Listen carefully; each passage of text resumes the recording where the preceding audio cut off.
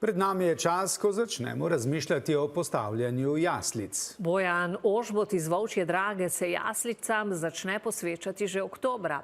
Vse do praznikov večino svojega časa preživi v delavnici, kjer z izredno natančnostjo izdeluje lesene figure.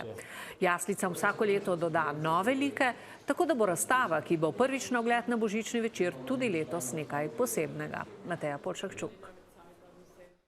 V slehernih jaslicah ne smejo manjkati ovčke. Bojan Ožbot eno iz lipovega lesa izdeluje dobre 4 ure.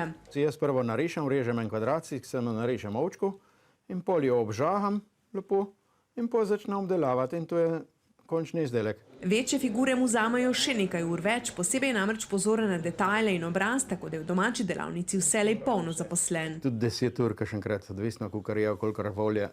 Ma v glavnem dopoldne in tudi popoldne sem tudi do 6, 7. Zelo rad sem to noter zmeram, mislim, da me poživlja lih to dela.